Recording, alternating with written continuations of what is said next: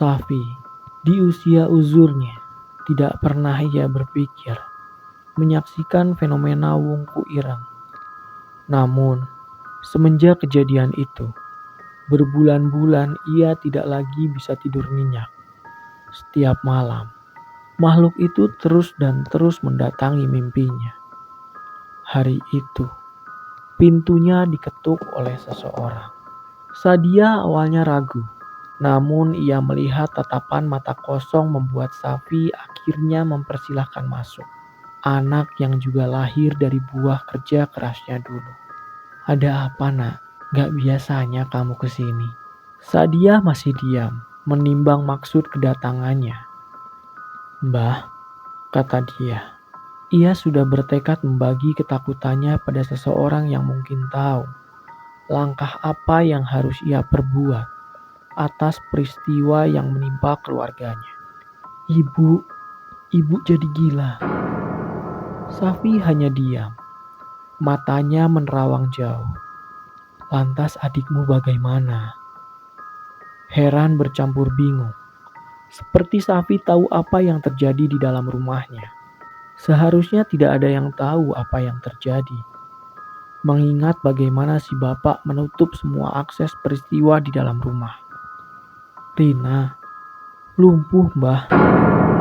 Saat itulah, wajah tua yang lelah itu akhirnya menangis. Lumpuh bagaimana maksudmu?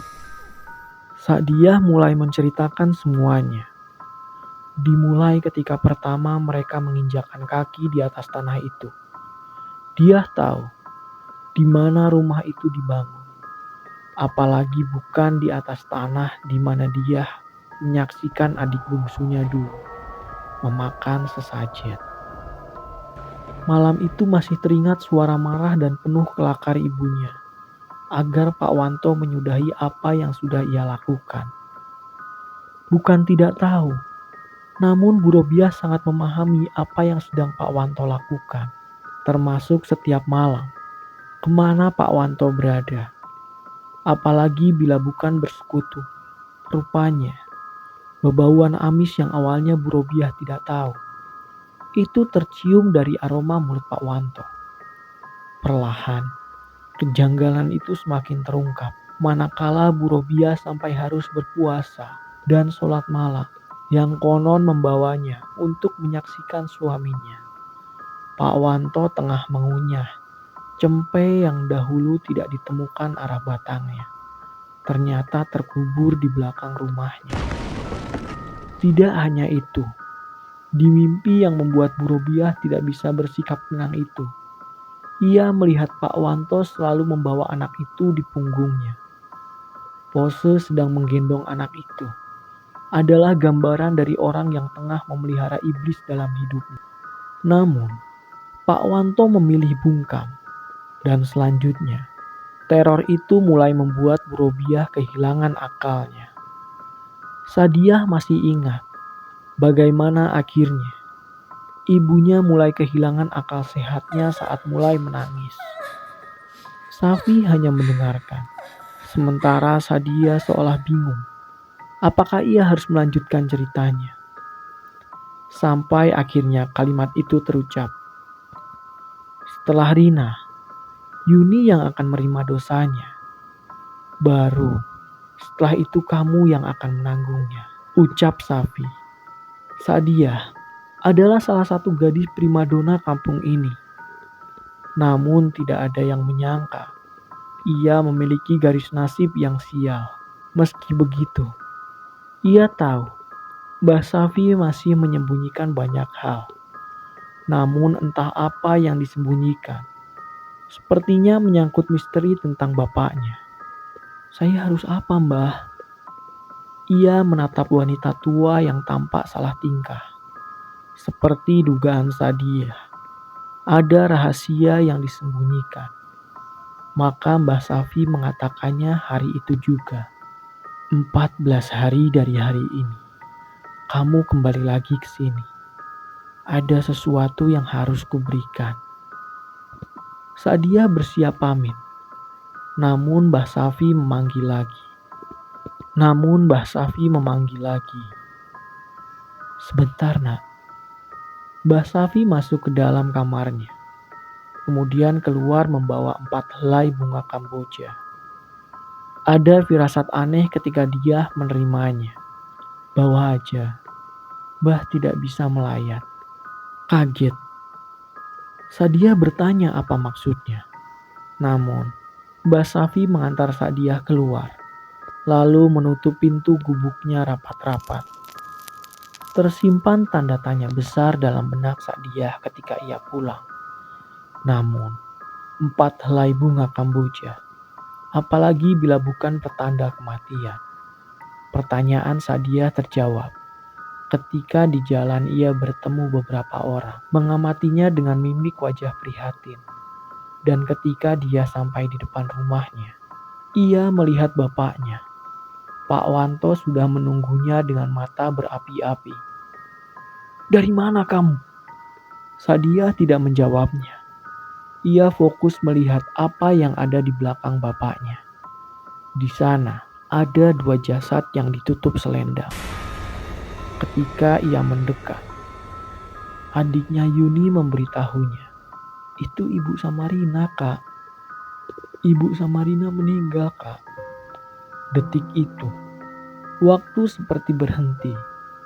Sadia diam mematung, lalu berujar dengan nada penuh kebencian, "Pengikut iblis laknat."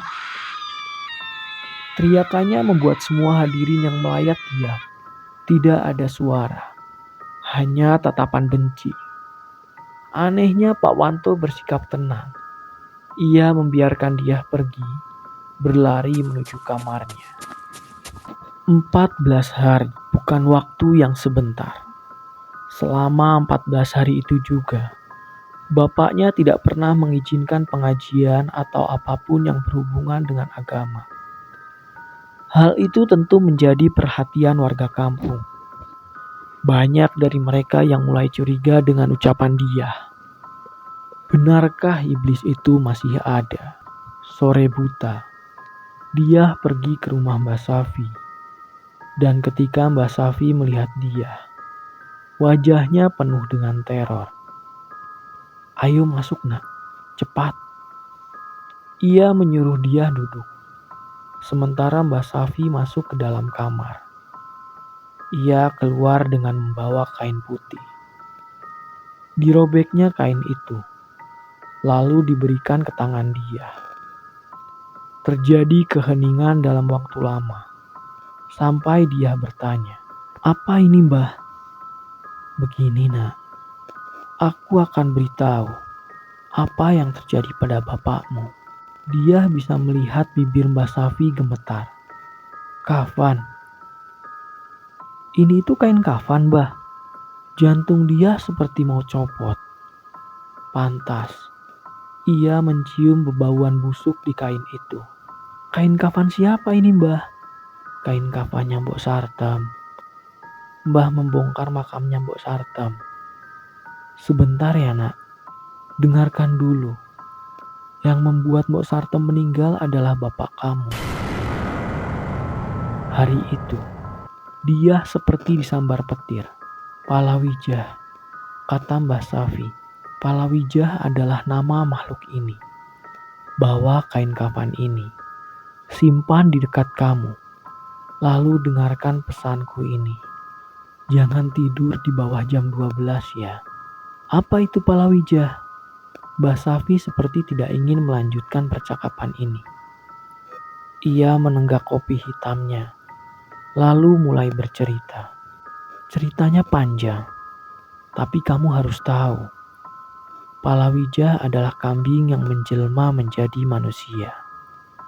Dahulu, ada orang yang melahirkan anak tidak normal.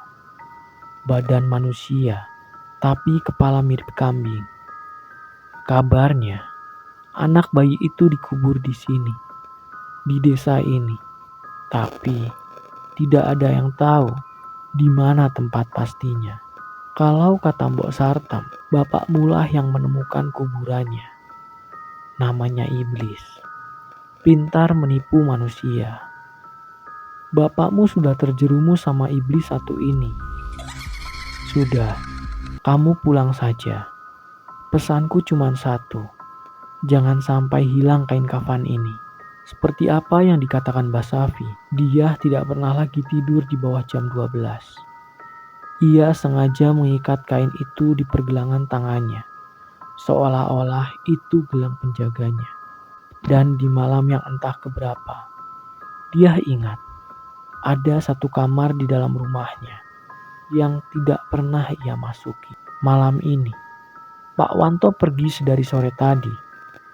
Di luar tengah hujan lebat. Hanya ada dia dan Yuni serta dua pembantunya. Dengan perasaan bimbang, dia pergi menuju ke kamar Pak Wanto. Kamar yang tidak pernah boleh dimasuki siapapun. Baru saja ia menutup pintu kamarnya, dia dikejutkan oleh Yuni. Yuni menatapnya dengan tatapan datar. Sebelum dia bertanya, kenapa Yuni masih terjaga di jam malam seperti ini? Tiba-tiba Yuni tertawa cekikikan, berlari meninggalkan dia dengan wajah kebingungan. Tanpa menghiraukan Yuni, dia tetap berjalan menuju kamar Pak Wanto. Tercium aroma wangian yang biasa Pak Wanto gunakan. Sangat familiar, namun memuakkan bagi dia yang sudah lupa bahwa ia punya figur seorang bapak. Ketika dia tepat di depan pintu itu, ia tahu ia tidak sendirian. Anehnya, bisa dibuka dengan sangat mudah. Maka, dia melesat masuk. Dan hal yang pertama dia lihat adalah temboknya ditutup dengan kain hijau jamrut. Suasana di kamarnya membuat dia merinding. Ada rahasia di dalam sini. Tanpa membuang waktu, dia mengamati setiap detail kamar ini. Banyak topeng anggon dari barong sampai wurukan. Banyak keris terpajang di atas meja, lengkap dengan kemenyan yang dibakar di atas bak tanah liat kecil. Namun, dia terfokus pada satu titik. Ada keranjang bayi yang diselimuti oleh kain. Di atasnya ada payung khusus mayit. Dan ketika Sadia mendekatinya, tiba-tiba badannya menjadi berat. Berat sekali, seperti ada yang naik di atas punggungnya. Saat itulah, dia sudah tidak sanggup lagi untuk mengangkat beban tubuhnya. Tiba-tiba, tercium aroma yang sudah lama dia lupakan. Bau lenguh seekor kambing.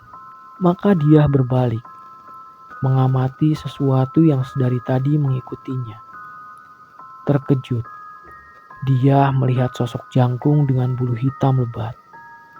Tangannya bengkor tak berjari, matanya merah menyala dengan hidung melesak keluar. Di kepalanya ada tanduk kecil. Ia berdiri seperti tengah mengamati dia, yang membuat dia mematung ngeri. Caranya bergerak seperti penari jaipong dengan kepala miring ke kiri dan ke kanan. Ketika ia bersiap mencengkram Sadia, pintu terbuka dan Pak Wanto berteriak dengan keras. "Jangan anak sulungku!" Suaranya bergetar marah dan Sadia jatuh pingsan.